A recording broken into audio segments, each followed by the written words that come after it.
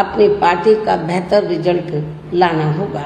लेकिन बीएसपी पंजाब, हरियाणा आदि इन राज्यों में वहाँ की रीजनल पार्टियों के साथ मिलकर जरूर चुनाव लड़ सकती है, बशर्ते अब वर्तमान में उनका एनडीए व परिवर्तित किए गए यूपीए से भी कोई संबंध नहीं होना चाहिए। इसके साथ ही पार्टी के लोगों को हर स्तर पर सत्ताधारी गठबंधन व विपक्षी गठबंधन के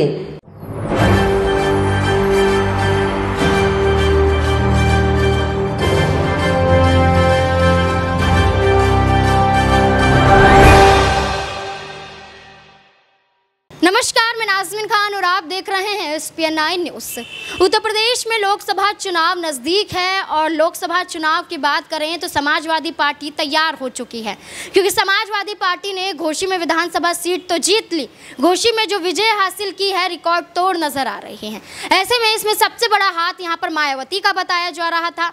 अब ऐसे में देखा जाए तो मायावती और क्या अखिलेश यादव यहाँ पर गठबंधन करते हुए नजर आएंगे, इस बात की भी खबरें उड़ने लगी हैं, क्योंकि मायावती और अखिलेश यादव पहले भी कई बार गठजोड़ में आ चुके हैं और कई बार इनका गठजोड़ टूट भी चुका है। अब ऐसे में एक बार फिर से घोसी चुनाव जीतने के बाद लोकसभा चुनाव को लेकर यही बातें कही जा रही हैं। क्या मायावती इस गठबंधन को लेकर कोई बड़ा ऐलान कर सकती हैं? मायावती की बात कही जाए तो कुछ वक्त पहले मायावती का गठबंधन को लेकर एक बयान सामने आया था, जिसमें लेकर पूरी तरह से स्पष्ट नहीं था कि वो गठबंधन के खिलाफ है कि गठबंधन के समर्थन में। क्या कुछ यहाँ पर मायावती कहते हुए नजर आ रही? देखिए जरा। यदि देश व आम जनहित में तथा कमजोर वर्गों के हितों में भी पूरी ईमानदारी से कार्य किया होता और विशेषकर कमजोर वर्गों के हित व कल्याण के मामले में परम पूज्य बाबा साहब डॉक्टर भीमराव अंबेडकर की सलाह को भी मान लिया होता, तो फिर ना तो बाबा साहब को अपने कानूनी मंत्री पद से उस समय इस्तीफा देना पड़ता तथा ना ही आगे चलकर कांग्रेस पार्टी को केंद्र व अधिकांश राज्यों की भी सत्ता से बाहर होना पड़ता तथा ना ही फिर कमजोर वर्गों के लोगों को मजबूरी में बीएसपी के नाम पर अपनी अलग से राजनीतिक पार्टी बनाने की जरूरत पड़ती। और अब ये कांग्रेस पार्टी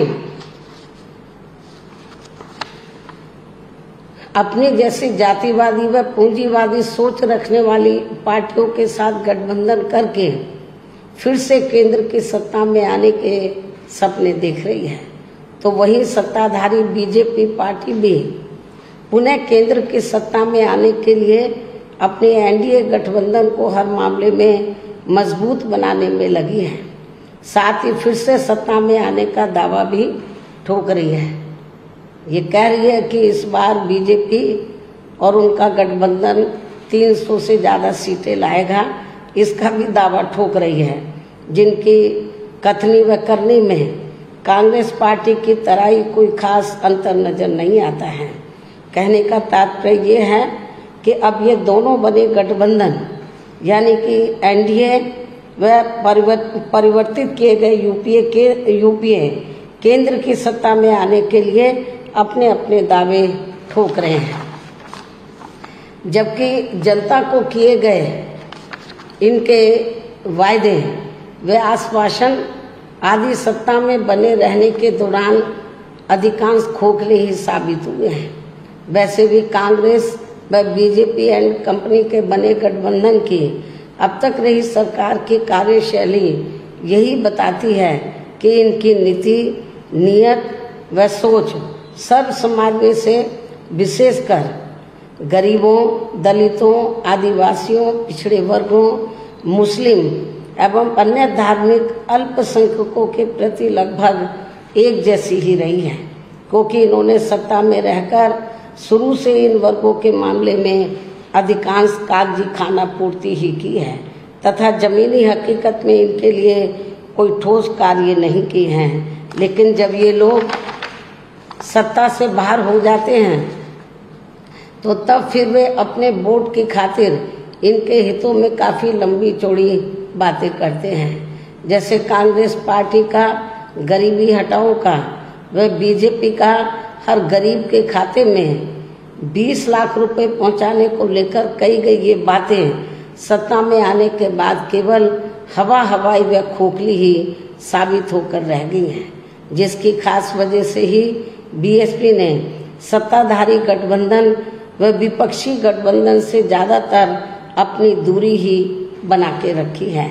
ऐसी स्थिति में अब इन वर्गों के लोगों को, यानी कि कमजोर वर्गों के लोगों को आपसी भाईचारे के आधार पर वे अपना अकेले ही मजबूत गठबंधन बना के या हर मामले में अपनी एकमात्र हितैषी रही पार्टी बीएसपी को ही मजबूती देनी है, तथा जिससे फिर यहाँ कोई भी गठबंधन केंद्र व राज्यों की भी सत्ता में पूरी मजबूती के साथ आसीन ना हो सके, तथा इसके स्थान पर फिर इनकी मजबूत नहीं बल्कि मजबूर सरकार ही बनेगी।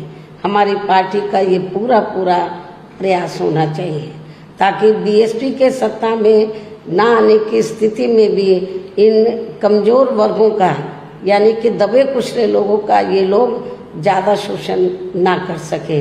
इतना ही नहीं बल्कि ऐसी स्थिति में बीएसपी को भी सत्ता में आसीन होने का मौका मिल सकता है।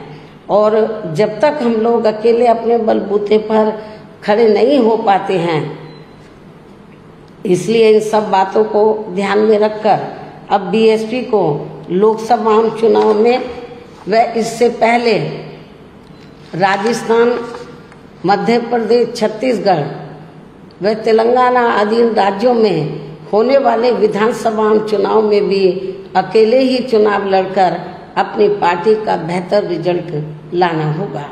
लेकिन बीएसपी पंजाब, हरियाणा आदि इन राज्यों में वहाँ की रीजनल पार्टियों के साथ मिलकर जरूर चुनाव लड़ सकती है, बशर्ते अब वर्तमान में उनका एनडीए व परिवर्तित किए गए यूपीए से भी कोई संबंध नहीं होना चाहिए। इसके साथ ही पार्टी के लोगों को हर स्तर पर सत्ताधारी गठबंधन व विपक्षी गठबंधन के सभी साम दाम दंड भेद आदि हथकंडों से भी जरूर सावधान रहना है। इसके अलावा यहाँ मैं ये भी कहना चाहूँगी कि देश में लगातार बढ़ रही कमर तोड़ महंगाई, अति गरीबी व बेरोजगारी आदि की इन गंभीर समस्याओं के प्रति केंद्र के उत्तरदायित्व को लेकर कल से शुरू हो रहे संसद के मानसून सत्र में जवाबदेही का लोगों को काफ़ी बेसब्री से इंतजार है। किंतु मणिपुर में जारी चिंतनीय हालात, हिंसा व सुरक्षा ही अब नया मुद्दा बन गया है। किंतु इन समस्याओं के प्रति भाजपा का रवैया अब तक व्यापक जनहित का कम तथा अपने राजनीतिक स्वार्थ का ज़्यादा देखने को मिल रहा है, जिस कारण देश से जुड़े इन मामलों का जटिल बने रहना अति दुखद है। जबकि देश की प्रगति लोगों की उन्नति में ही निहित है, जिस पर पूरा ध्यान केंद्रित करने की भी सख्त ज़रूरत है। और अब लोकसभा चुनाव से पहले संसद में सरकार व विपक्ष का रवैया तकरार, आरोप प्रत्यारोप व जिम्मेदारी से भागने का नहीं बल्कि इन ज्वलंत जन समस्याओं को दूर करने संबंधी समाधान का होना चाहिए, क्योंकि इस समय समस्त गरीब एवं मेहनतकश जनता का जीवन काफ़ी दुखी व त्रस्त है, जिनकी सही से चिंता करना सभी का दायित्व भी बनता है। अंत में अब मैं अपनी बात यहीं समाप्त करती हूँ। धन्यवाद। वे परिवर्तित किए गए यूपीए की बैठकों का भी काफ़ी दौर चल रहा है। हालांकि इस मामले में हमारी पार्टी भी कोई पीछे नहीं है, बल्कि इन चुनावों की तैयारी को लेकर पिछले कुछ समय से पूरे देश में पार्टी की छोटी छोटी बैठकें व बंद जगह पर कैडर कैंप आदि लेने का भी कार्य काफ़ी युद्ध स्तर पर चल रहा है।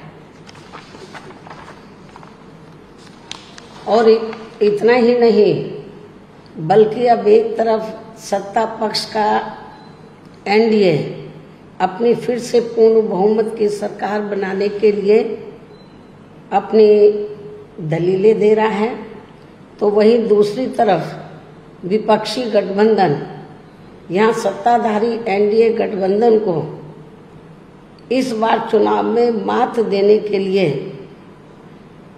उनकी नीतियों व कार्यशैली आदि का काफी विरोध कर रहा है, जिसमें बीएसपी भी कोई पीछे नहीं है। जबकि सत्ताधारी पार्टी व विपक्षी पार्टियों के बने गठबंधन के बारे में सच्चाई तो ये है कि यहाँ वर्तमान में विपक्षी गठबंधन के प्रमुख दल कांग्रेस पार्टी ने आज़ादी के बाद शुरू में केंद्र व अधिकांश राज्यों में भी।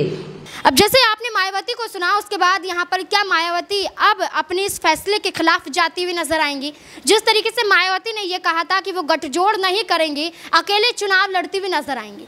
अब जिस तरीके से बार बार मायावती का जिक्र हो रहा है कि घोषित चुनाव जिताया समाजवादी पार्टी को, भारतीय जनता पार्टी को हराने का काम मायावती ने किया है, तो अभी ये क्या मायावती गठबंधन को लेकर एक बड़ा ऐलान कर सकती हैं? क्या अखिलेश के साथ दोबारा आ सकती हैं? क्या बुआ भतीजे की जोड़ी एक बार फिर से कमाल कर दिखाएगी? योगी आदित्यनाथ की कुर्सी यहाँ पर एक तरीके से खतरे में दिखाई देगी? आपको क्या लगता है? कमेंट बॉक्स में ज़रूर बताएं। धन्यवाद।